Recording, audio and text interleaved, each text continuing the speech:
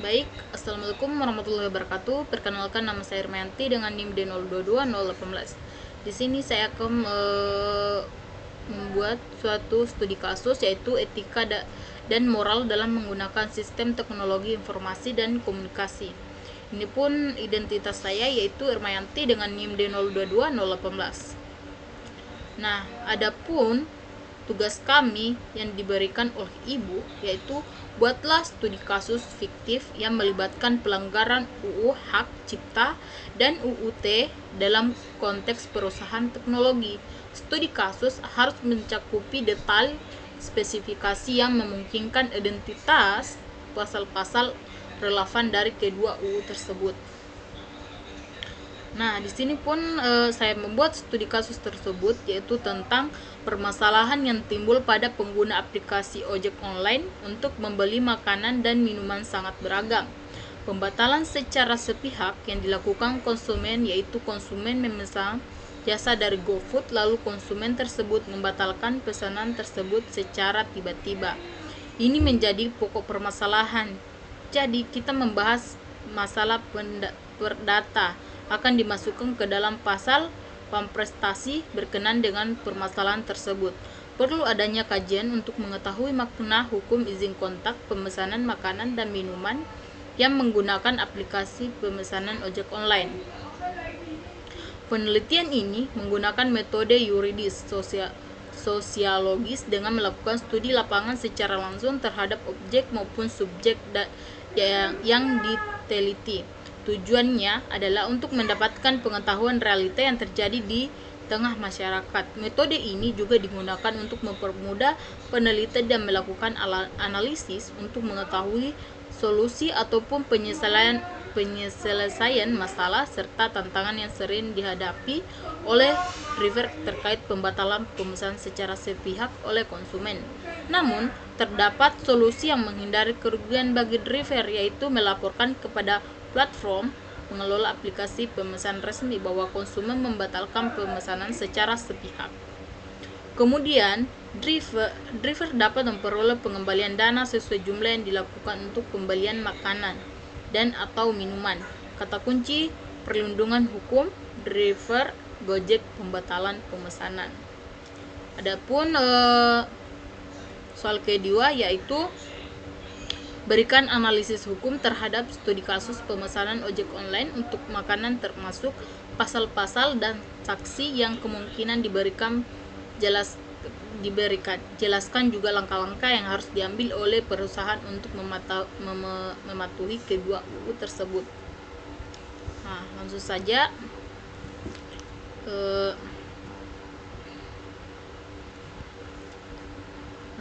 saya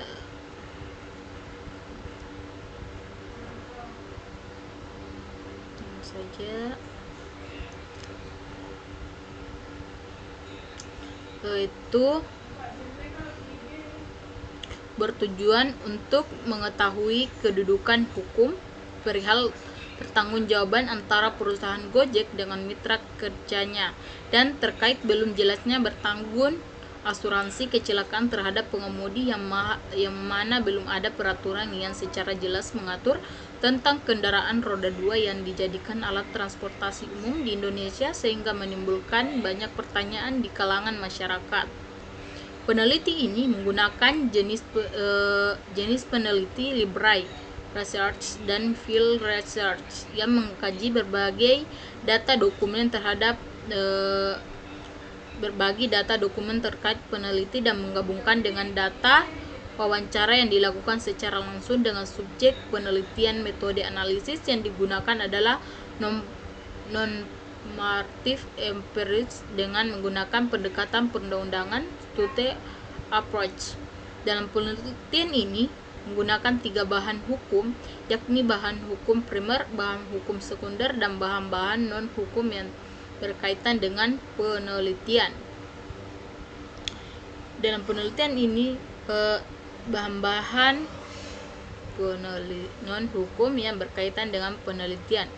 Metode pengumpulan data yang digunakan adalah studi kepustakaan dan wawancara. Hasil dari penelitian ini menunjukkan bahwa Hubungan hukum antara driver dengan PT Gojek Indonesia hanya sebatas hubungan mitra kerja, sehingga PT Gojek Indonesia tidak bertanggung jawab dalam hal kerja, akan tetapi tidak sepenuhnya lepas tanggung jawab terhadap mitra kerja dengan adanya asuransi yang dikelola berupa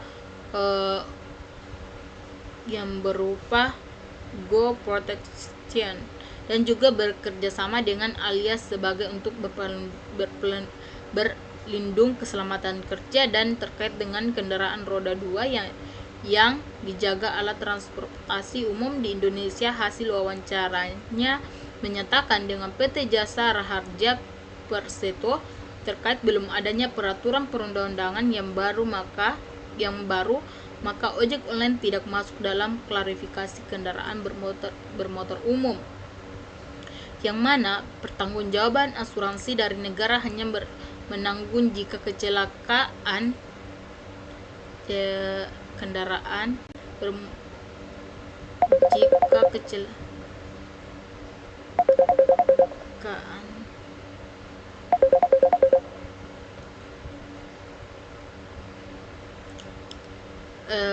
ojek online tidak masuk dalam klarifikasi kendaraan bermotor umum, yang mana pertanggungan asuransi dari negara hanya menanggung jika kecelakaan lalu lintas tersebut melibatkan 2 kendaraan atau lebih, yang mana kecelakaan tunggal tidak menjadi tanggung jawabnya negara.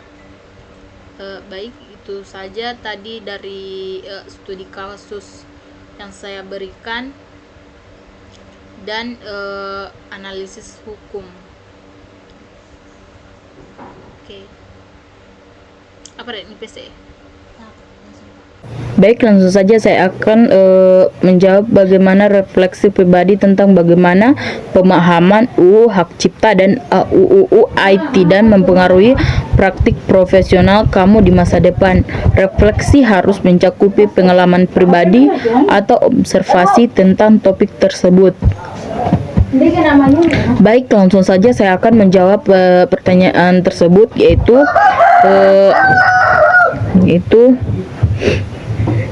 sebagai seorang profesi di bidang teknologi dan kreatif, pemahaman yang mendalam tentang hak cipta atau UU Hak Cipta dan Undang-Undang Informasi dan Transaksi Elektronik atau UU IT sangat penting bagi praktik saya di masa depan. Melalui pengalaman pribadi, observasi, saya menyadari beberapa hal, yaitu hanya ada 3 yang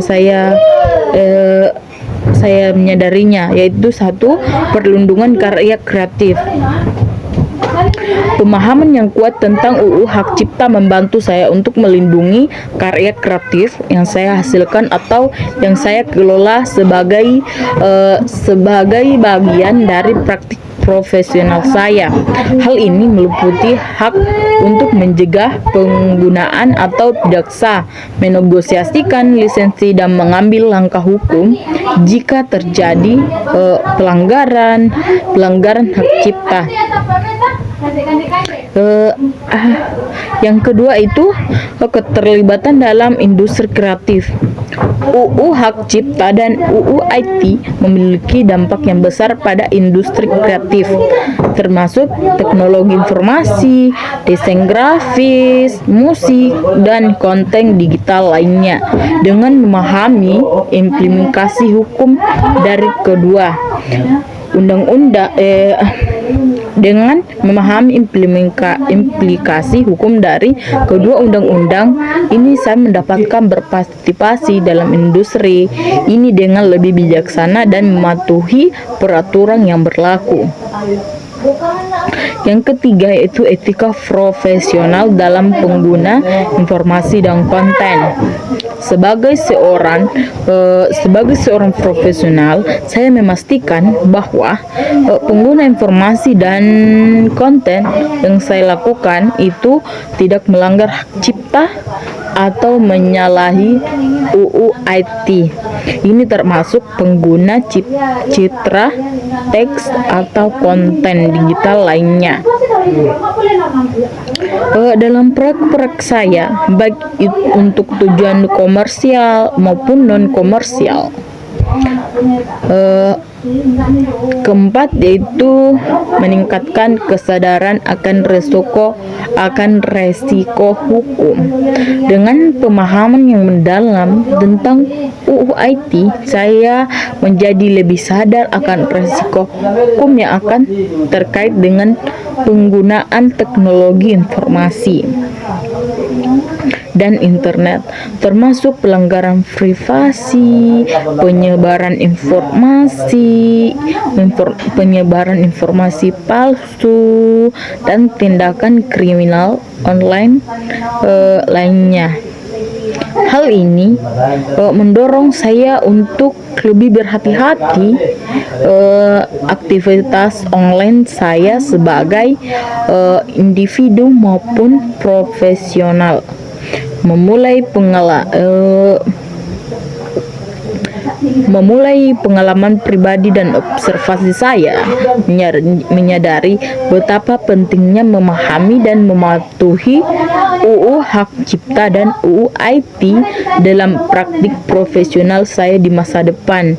Dengan demikian, saya berkomitmen untuk terus memperdalam pengetahuan saya tentang kedua undang-undang ini dan mengintegrasikan pemahaman tersebut dalam setiap aspek pekerjaan saya.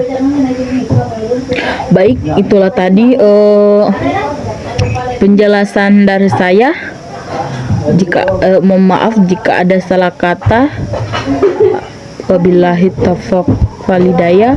Wassalamualaikum warahmatullahi wabarakatuh.